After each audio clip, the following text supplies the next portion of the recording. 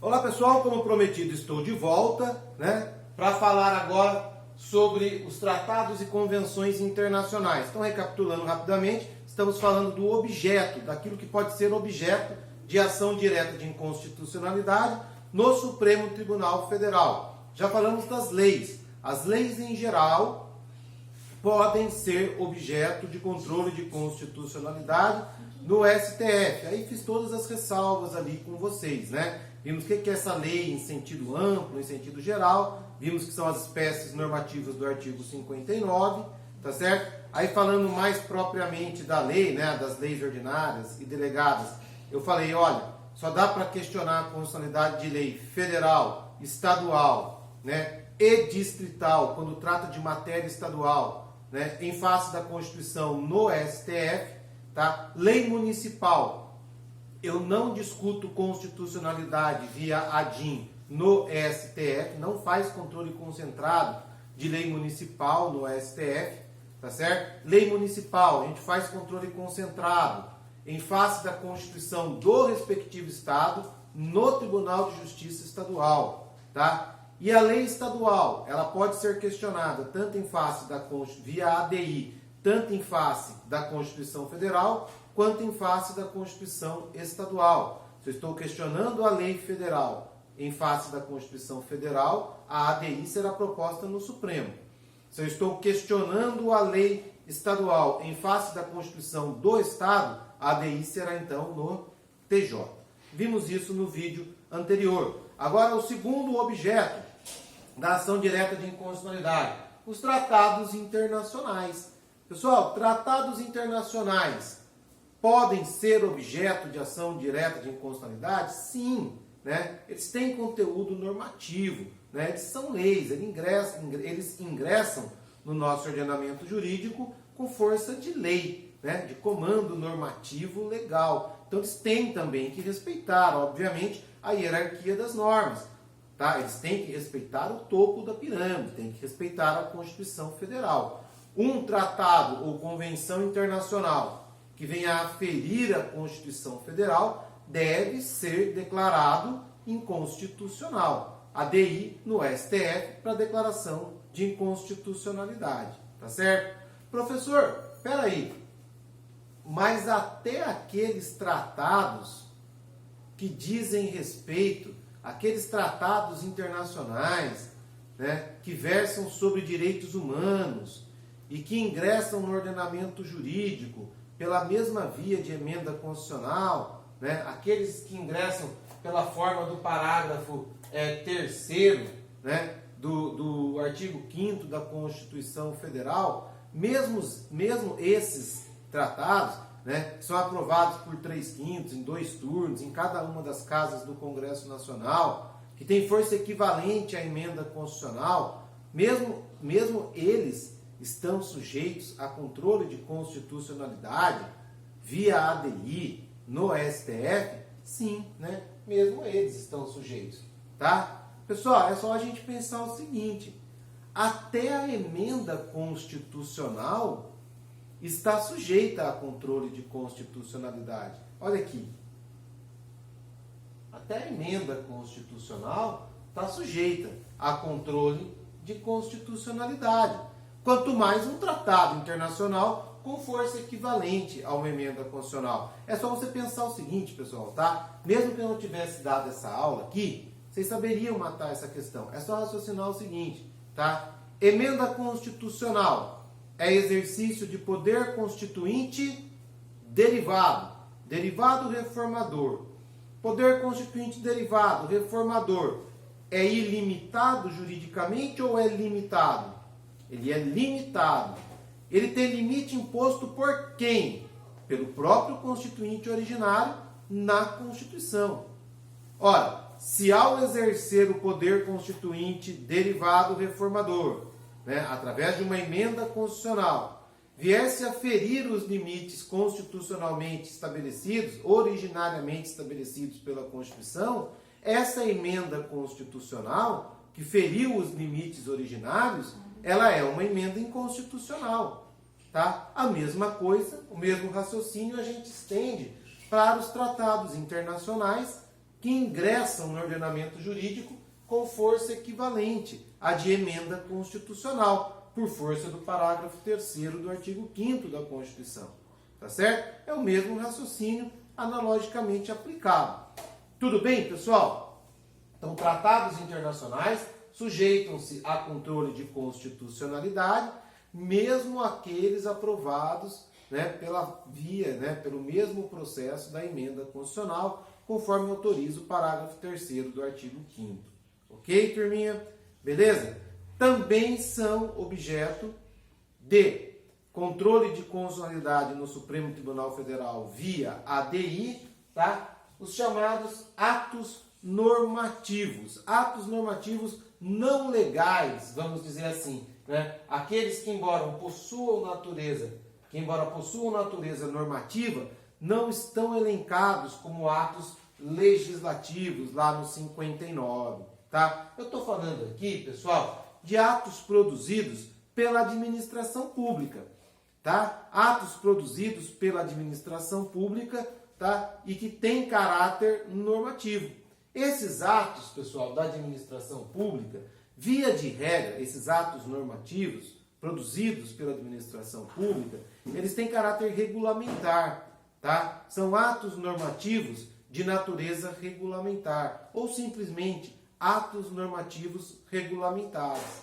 O objetivo desses atos normativos, né, que partem do poder público, da administração pública, é justamente, como o próprio nome diz, regulamentar a aplicabilidade da lei. É dizer para o próprio Poder Executivo, né, para os servidores, para os órgãos do Poder Executivo, como eles devem aplicar a lei, tá certo? Então ali você tem decretos, portarias, instruções normativas, tá? Você vai pleitear um benefício no INSS, o funcionário, o servidor ali da autarquia, ele vai se pautar pela instrução normativa, tá certo? Ele não vai querer saber ali de controle de constitucionalidade, a Constituição, o Tratado Internacional. Ele segue o quê? Ele segue a IN, ele segue a instrução normativa. É o regulamento que a administração pública passou para a própria administração de como ela deve aplicar a lei, tá certo? Então lá, o ministro da Previdência vai dizer para os seus subordinados como eles devem aplicar um determinado dispositivo legal, tá certo? Isso é um ato normativo regulamentar. Porém, pessoal, existe uma segunda categoria, ou uma segunda espécie de ato normativo, né, de atos da administração pública, que são chamados os atos administrativos ou atos normativos autônomos, tá? Autônomos por quê? Porque eles não estão vinculados a uma lei. Eles não têm por finalidade regulamentar uma lei. Pelo contrário, eles vão regulamentar uma matéria a qual a lei não regulamentou. Tá certo? O ato normativo autônomo, ele entra no vácuo da lei, no vazio da lei. Há uma determinada questão social, né, que deve ser regulamentada, que deve ser regrada, não há lei neste sentido.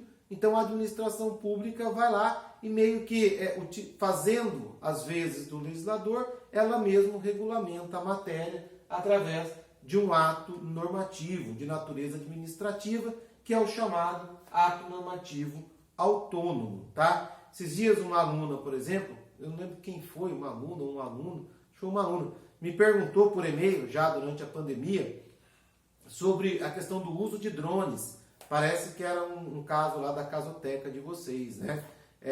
E eu já sabia que eu já tinha visto isso, mas voltei, né, a correr atrás, que já fazia algum tempo que eu tinha mexido com isso. Aí fui ver, não existe ainda uma legislação, não existe lei sobre drones no Brasil, tá? Todavia, a questão não pode ficar o Deus dará, tá? Cada um usa o drone da forma como bem entender, ferindo privacidade, colocando em risco a aviação e assim por diante. Então, o que existe? Existem regulamentações da ANAC, da Agência Nacional de Aviação Civil, e de um outro órgão administrativo, que eu não me lembro agora, tá certo? Esses atos normativos, esta regulamentação da ANAC, ela tem natureza autônoma, tá? É a agência regulamentando algo que deveria ser regulamentado por lei, mas ainda não o foi. Essas regulamentações, né, elas são dotadas de generalidade e abstração. São atos gerais, que valem para todas as pessoas. E abstratos, eles não têm visto uma situação concreta, específica. É uma regulamentação geral e abstrata, né? Desvinculada de uma situação concreta. Assim como a lei. A lei também é geral e abstrata.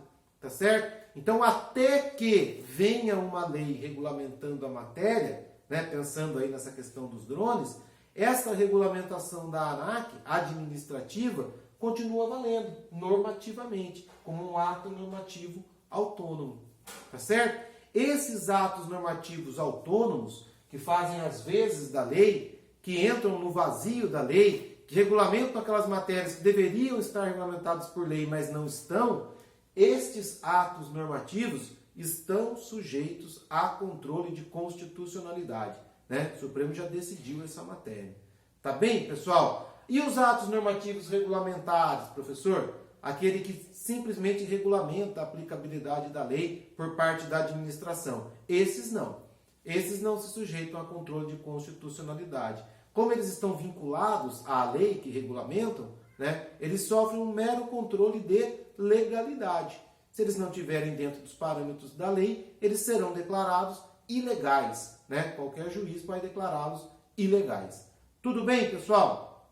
Tranquilo? Essa talvez seja a distinção mais complicadinha. Para vocês que já são quintanistas, que já tiveram direito administrativo, é mais fácil, né? Agora imagina, moçada, vocês mesmos, né? Quando estavam lá no segundo período da faculdade, né? Terceiro período da faculdade, terceiro período, né? Vocês começam a estudar controle de constitucionalidade, né? Nunca viram direito administrativo na vida. Fazer essa distinção não é tão simples, né? Por isso eu defendo, já falei com vocês, que o controle de constitucionalidade deveria vir no final da ementa. Agora no novo projeto pedagógico lá da universidade, ele foi jogado para o final, né? Foi deixado para o final, que é onde deveria estar mesmo. Beleza, pessoal? Tranquilo? Continuando, tá? Também não se sujeitam ao controle de constitucionalidade via ADI no STF, e aqui agora eu estou fazendo um resumo, né, que eu já falei, normas anteriores à Constituição, aqui é a questão da contemporaneidade, eu só posso questionar a constitucionalidade de um ato, né, da época da Constituição, um ato que nasceu já depois, sob a vigência da Constituição, não se sujeitam ao controle via ADI no STF, normas constitucionais originárias. Tá? Isso é óbvio, né, pessoal? Por quê? Porque norma originária é poder constituinte originário. Não tem limitação jurídica. Se eu fosse questionar, pessoal, uma norma, né, originária da Constituição, tá? Uma norma constitucional originária, se eu fosse questionar a sua constitucionalidade, eu questionaria em face do quê? Qual seria o parâmetro? Se é ela quem está instituindo a Constituição, tá? Ela está fazendo a Constituição, ela é originária, ela é poder constituinte originário. Ela nasceu com a Constituição, tá? O que existe antes dela que lhe possa servir de parâmetro jurídico? Não tem parâmetro jurídico, então não tem como questionar constitucionalidade. Lei e ato normativo revogado também não se sujeitam, né? Já falei para vocês. Lei ou ato normativo revogado não pode ser objeto de controle de constitucionalidade. E, por fim, acabei de explicar os atos normativos regulamentares, né? Atos normativos autônomos, esses são objeto de controle de constitucionalidade. Mas atos normativos regulamentares, né, que é o normal, que é o comum, né, esses não se sujeitam a controle de constitucionalidade. Esses se sujeitam a controle de legalidade, porque eles se limitam a regulamentar a lei. Se extrapolam os limites da regulamentação, eles serão ilegais e não necessariamente inconstitucionais. Tá bem, pessoal? Tranquilo? Tá? Algumas observações aqui, pessoal, ainda com relação ao objeto. O STF já decidiu que súmulas, inclusive as vinculantes, não se sujeitam a controle de constitucionalidade através de ADI, via ADI. Tá certo? Por quê? Porque não são normas jurídicas. São enunciados que condensam as diretrizes jurisprudenciais. Tá? Não tem natureza de norma jurídica. É um condensado, né? É uma síntese do pensamento jurisprudencial. Portanto, elas não se sujeitam a controle de constitucionalidade. Tá? O STF também já decidiu que sentenças normativas da Justiça do Trabalho, assim como acordos ou convenção coletivas de trabalho, também não se sujeitam a controle de constitucionalidade via ação direta de inconstitucionalidade. Tá certo, pessoal? Então não há como eu entrar com uma ADI, Supremo Tribunal Federal, para questionar um acordo coletivo, uma convenção coletiva de trabalho ou mesmo uma sentença normativa emanada da Justiça do Trabalho. Tá bem, pessoal? Continuando. E se uma ação foi prejudicada por uma... E se uma pessoa foi prejudicada por uma lei inconstitucional, enquanto esta ainda se encontrava em vigor, tá? Não poderá requerer a declaração de inconstitucionalidade depois dela ter sido revogada. A situação é a seguinte, pessoal. Eu fui prejudicado, né? Uma lei me instituiu a cobrança de um imposto que eu não deveria pagar, um imposto inconstitucional. Eu fui prejudicado, porém antes de eu tomar qualquer providência, esta lei foi revogada, né? Após eu já ter pago o imposto indevido aí em questão, tá certo? Se ela já foi revogada, eu não tenho mais como questionar este pagamento, né? A questão aqui é simples, né, pessoal? Sim, você vai poder questionar. Você não pode questionar através de ADI. É impossível que um legitimado questione através de ADI, tá, uma norma revogada. Mas nada impede que se proceda ao chamado controle difuso. Então, se me foi cobrado indevidamente um tributo, tá? Eu paguei esse tributo, pretendia questionar a constitucionalidade da cobrança, mas a lei que instituiu o tributo foi revogada, não tem problema, porque eu não vou entrar com a ação para questionar a constitucionalidade. Eu vou, através de controle difuso, eu vou pedir a restituição do tributo cobrado e vou fundamentar na inconstitucionalidade. A inconstitucionalidade vai surgir como um incidente no processo, tá certo? É o tal do controle difuso pela via incidental. Tá certo, pessoal? O que não dá para fazer com relação ao ato revogado é controle concentrado via ADI, mas controle difuso sem problema, tá? E se a revogação da lei se deu já com uma ADI em curso, discutindo sua inconstitucionalidade, o que acontece com a ação? Então a lei ela estava em vigor, tá? Questionou-se, um dos legitimados, questionou-se a sua constitucionalidade, tá? Através de uma ação direta de inconstitucionalidade, tá certo? Porém, no curso do processo, esta lei foi revogada. O que acontece com a ADI, pessoal? Aí tem duas posições, né? Uma posição que diz, olha, se do curso do processo a lei foi revogada, desapareceu o objeto da ação. O objeto da ação era controle de constitucionalidade. Não tem controle de lei revogada. Tá certo? O objeto do controle de constitucionalidade é para tirar do ordenamento jurídico uma norma inconstitucional. Se essa norma já foi revogada, ela já foi retirada do ordenamento jurídico. Tá? Desapareceu o objeto da ação. Tá? Mas existe uma segunda posição no seguinte sentido. Olha, se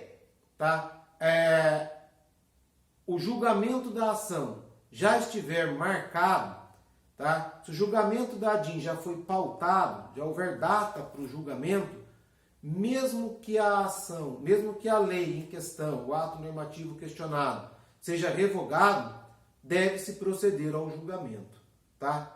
Por quê, pessoal? Porque existe um macetezinho, eu trabalho bastante com essas ações, né, por conta da Câmara, né? Existe um macetezinho ali, tá? Se você vê que a ação vai ser julgada inconstitucional, que a sua lei vai ser declarada inconstitucional, você revogando a lei e extinguindo o processo, você evita o efeito retroativo. Tudo aquilo que a lei produziu, que a lei inconstitucional produziu de efeito, ficou ali como válido, ficou esquecido no tempo. Enquanto que se o tribunal proceder ao julgamento, esse julgamento em regra vai produzir efeito ex-tunc, retroativo. Vai alcançar essa lei lá na origem. Tá? E todos os atos produzidos com base nessa lei inconstitucional são atos nulos. Tá certo? Então, para evitar a retroatividade, né, muitas vezes você revoga a lei ali durante o curso do processo. Tá? Às vezes, esse artifício é usado de forma maliciosa. Tá? Nem sempre, mas pode ser que esse artifício se perceba, né, que se tentou a constitucionalidade até o final, viu que não ia dar, revoga a lei para evitar a retroatividade da decisão. Se se perceber que isso foi utilizado de forma ardilosa, maliciosa, tá? A época do julgamento, para evitar a retrocessão dos efeitos, tá? Há uma posição no sentido de que, nesse caso, o tribunal responsável pelo julgamento deve julgar, mesmo que a norma já tenha sido revogada. Julgar e aplicar o efeito retroativo. Tá bem, pessoal? Essa é a ideia. Tá? Efeitos da decisão. Outro tema muito importante, tá? Para nós encerrarmos aqui o controle via ADI. Nós já falamos bastante disso aqui, mas vou sintetizar. Efeitos da decisão em ação direta de inconstitucionalidade.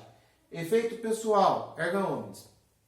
Tá certo? É o efeito do controle concentrado em geral, né? Aqui é o efeito do controle concentrado numa ação específica de controle que é a ADI, tá? Então, o efeito pessoal, erga omnes.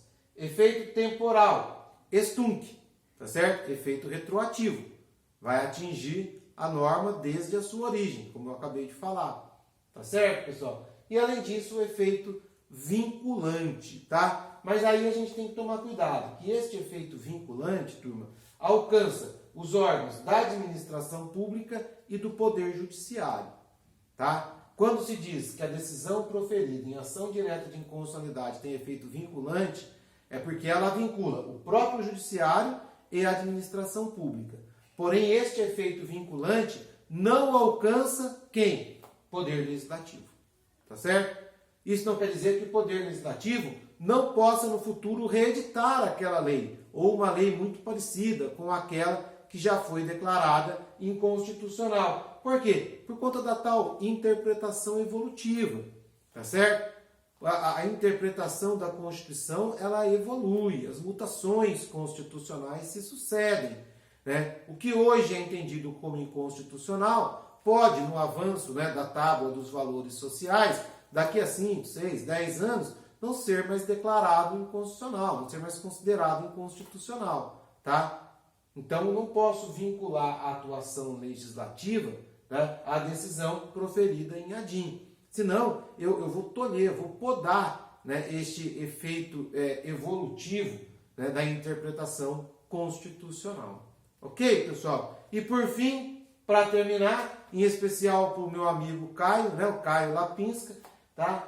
Modulação dos efeitos da decisão proferida em ação direta de inconstitucionalidade.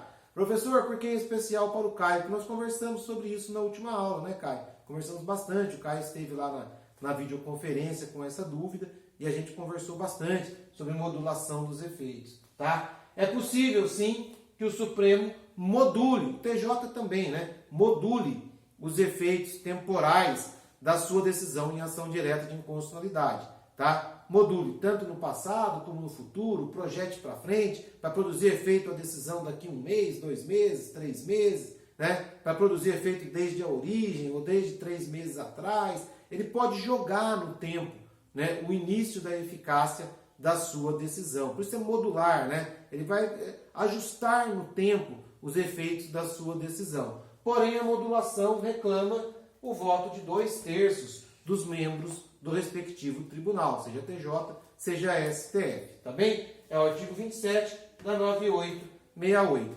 Então, sempre que o tribunal, seja o STF, seja o STJ, em julgamento, né, de ação direta de inconstitucionalidade, né, entender por razões de segurança jurídica ou de excepcional interesse que há necessidade de se modular, de se ajustar no tempo os efeitos da sua decisão, esse tribunal poderá fazê-lo desde que decida por 2/3 dos votos né, dos seus membros. Tá bem, pessoal? Beleza?